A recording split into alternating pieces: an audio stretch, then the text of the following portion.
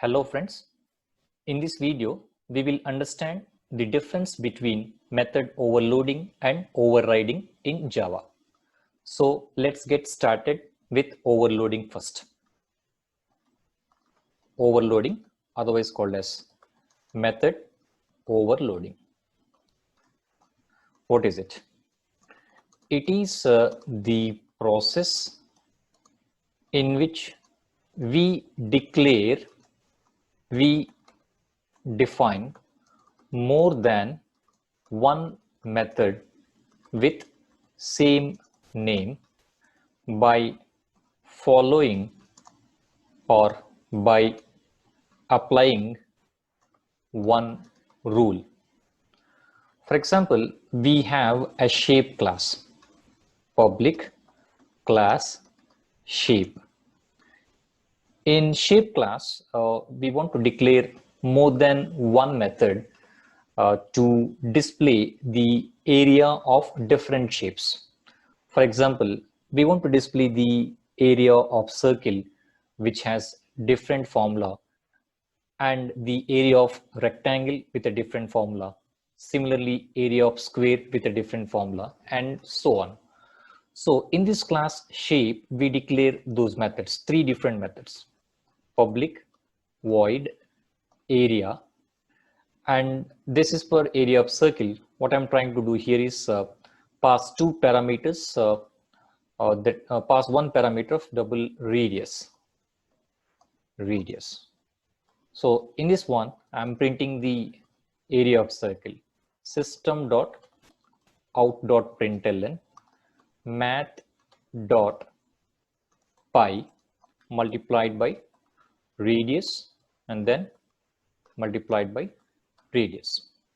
So this method displays the area of circle. Now similarly, let's define a couple of more methods: public, void, area, let's say integer length and then integer breadth. So this method displays the area of rectangle, system.out.println length into breadth. And let me define one more method, public void area. Now this time double base comma double height. Okay, so this method displays the area of the triangle, system.out.println and then let's say 0.5 multiplied by base multiplied by height. So this is the method overloading. If you all have observed, we have three different methods and the name of all these three different methods is same, that is area. While applying method overloading, we have to follow one rule. That rule I type here. In order to achieve method overloading, we have to follow one rule.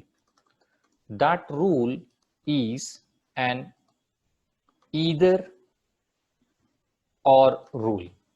That is, either we have to ensure that the number of parameters to different versions of the methods are different, or if the number of parameters to different versions of the methods are same, then we have to ensure that their data type sequence is different. Very important. Method overloading, it is not compulsory that the return types must be same or return types must be different. There is no rule that return types must be same or return types must be different and like that. So I hope you understood the meaning of method overloading and its rule. The rule is we have to ensure that the number of parameters are either different, or in case if they are same, then they must be with different data types.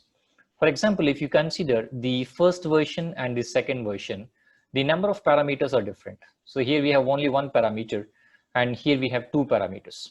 So this is valid method overloading. In second and third, if you look at this one, we have two parameters in both the cases, but we have applied different data types. That is what the OR portion is talking about. Okay, now let's put this code example and see the output. So now let me create a new Java project. Let's say overload. Okay, now here I create a new class.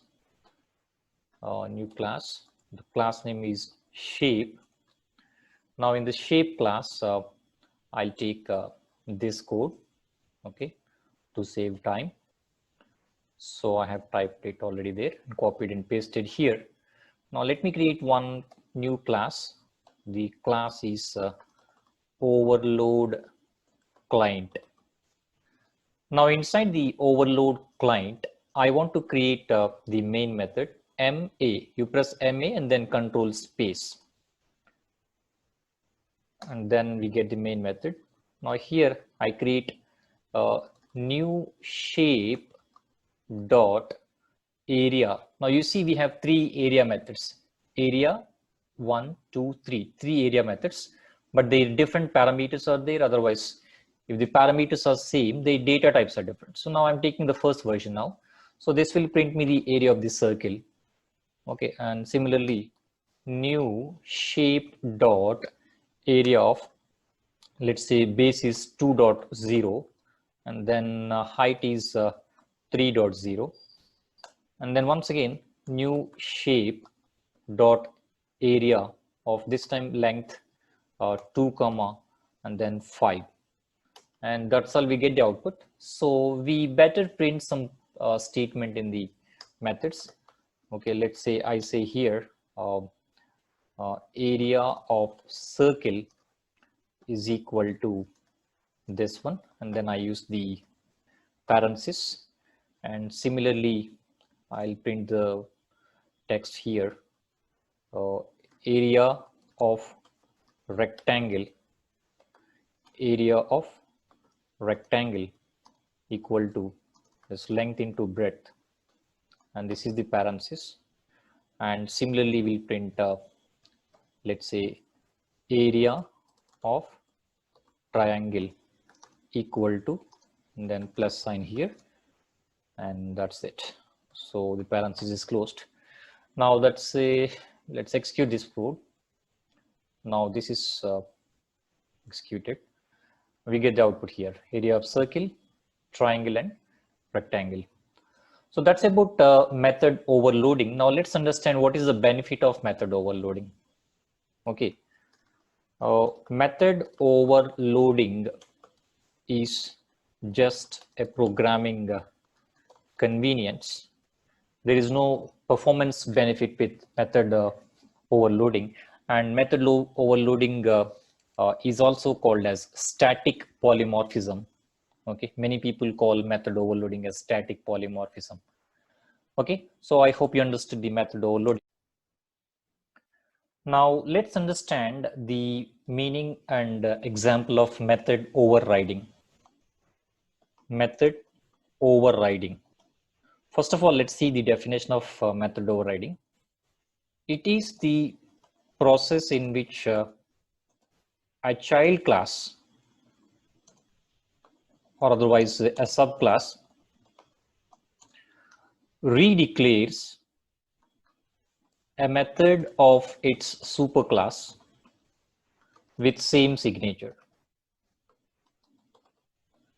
Now let's understand what is the meaning of the word same signature. Same signature means same method name, same return type,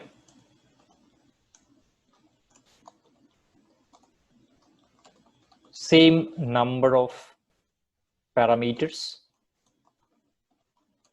same data type sequence of parameters. Everything is same: method name, return type, number of parameters, and the data type sequence of the parameters. Now let's see the example of method overriding. So let me create a new class. Okay, here I'm creating a new class. The class name is employee. I'm creating a class called employee. In employee class, I'm creating declaring few variables: private int employee ID, private string employee name, and in here I create constructors, source constructors, parameterized constructors, then I generate getters and setters. Now after the getters and setters constructors, I'm declaring one method here, that is calculate salary. Public void calculate net salary. Okay, calculate net salary. Now this is the employee class. Please watch, we have the employee class in which we have the calculate net salary and other methods. Public class employee. Here we have attributes and the calculate net salary method. Now I'm declaring one more class, contract employee. Contract employee. This contract employee class extends the employee class. And in contract employee, let's take a couple of variables: private int per day rate, and then private int number of days, the number of days the contract is for. Okay, now let me take these constructors, generate constructors. First of all, let me generate the constructors from superclass, and then I'll generate a constructor using parameters.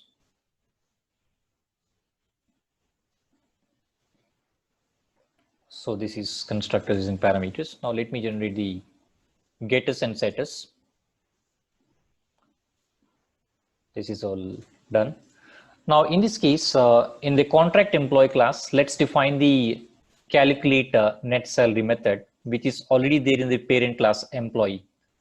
You see here, calculate net salary. I'm copying from the parent class employee. And if you look at this one, the method name is same. The method return type is also same. And both the methods in parent class and child class have 0 number of parameters. If you look at the rules, the number of parameters must be same and the data types must be same. However, we don't have any parameters in this case. What we do is we calculate the net salary here. So system.out.println contract employee net salary. Now here we calculate that. So integer net salary equal to, let's take the per day rate. Okay, per day rate multiplied by number of days. Okay, so this per day rate multiplied by number of days minus, let's take a TDS tax deduction, TDS of 10%. Let's say here, see per day rate. So let's per day rate multiplied by number of days.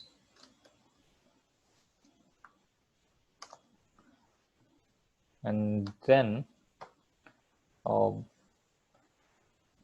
into 0.1. We'll put this entire formula into one more parenthesis, and this is the per day rate multiplied by number of days. Okay, like this one. So if you want, we can take this one here. For example, let's say I'll take this as double, right? So I'll say this one, that's okay, I guess. We can take double, TDS is equal to, here I take this one. This is the tax deduction, and that's all. So minus TDS. That's all. Now we can print that net salary. So print, what is that? Net salary. Right, so this is the calculation of the net salary, the per day rate multiplied by the number of days. Sorry, this is the TDS, tax deduction at source. This is the per day rate multiplied by number of days minus a fixed amount of 10% of taxes deducted. And this is the formula to calculate the net salary of the contract employee. Now let's create one more class. Okay, new class, this is permanent employee. In the permanent employee, also we declare a few variables: private int monthly salary, private int PF provident fund, private int gratuity, private int some income tax will be there, income tax, and so many other attributes will also be there. Let's not dig deeper into that. Now let me generate the constructors from superclass. Okay, constructors using, so I did not generate, extend it from the parent class. Extends employee. Now if you notice, the permanent employee is also the subclass of the employee class. Now let me generate the constructors. Source constructors from superclass, and then constructors using fields. Now getters and setters. Okay, so right click and then getters and setters. Now here I want to calculate this public void calculate net salary. Okay, once again, if you notice, this is the same method that's there in the parent class. You see here, calculate net salary. So I better copy and paste to avoid case sensitivity and spelling mistakes in both the classes. Now here we calculate that. Let's print the net salary of permanent employee. And here we see the formula: integer deductions is equal to, let's say, PF plus gratuity plus income tax, let's say, plus what else is there? 1, 2, 3 items are there. PF, gratuity, income tax, 3 items are there. These are the deductions. Okay, and then integer, or I take double net salary equals to monthly salary minus deductions. Monthly salary minus deductions. Now let's print that net salary.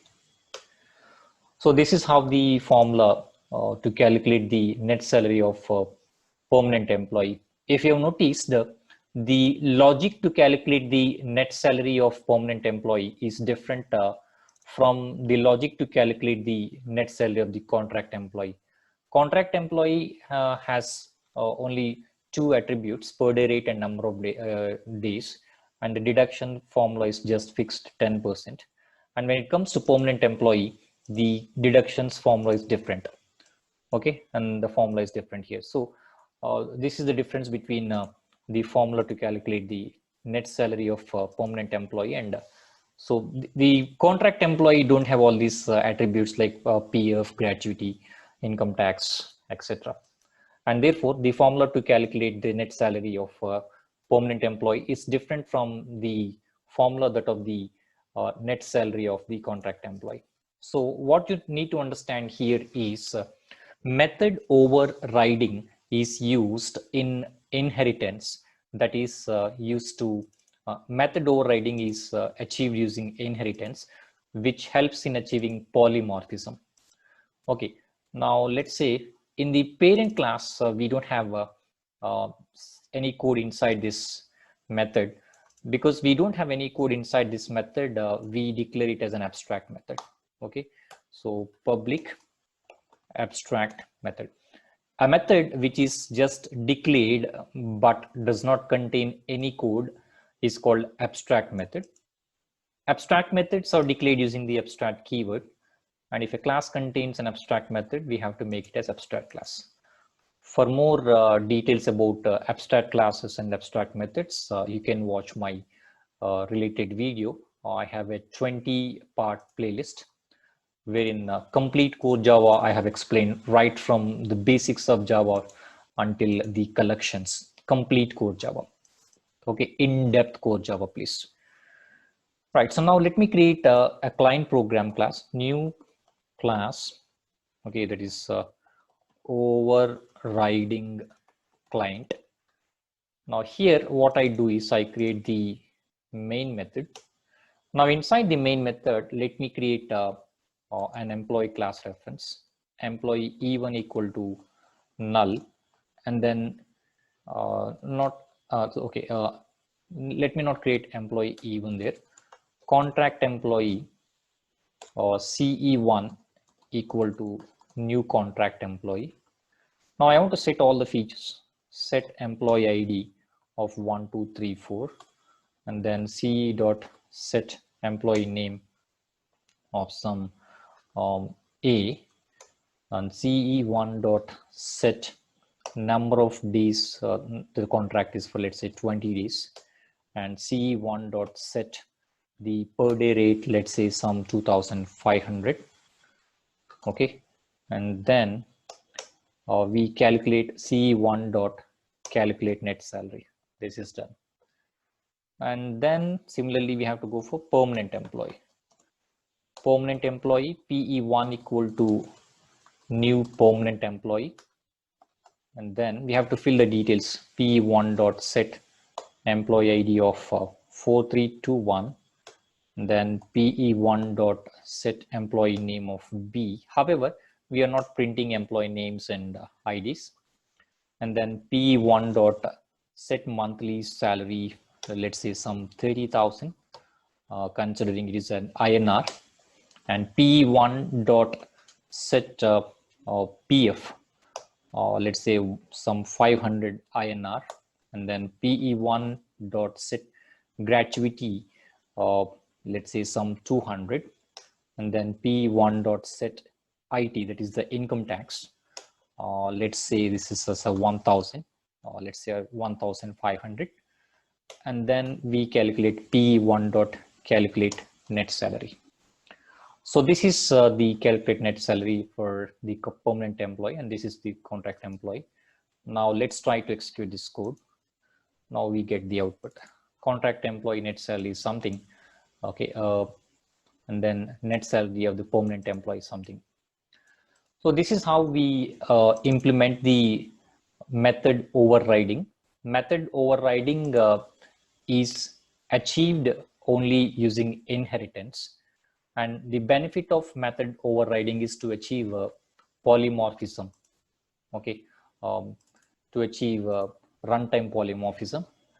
Okay, for more details about polymorphism and other topics, you can please watch my playlist where I have a complete Java tutorial from basics to advanced of core Java in depth.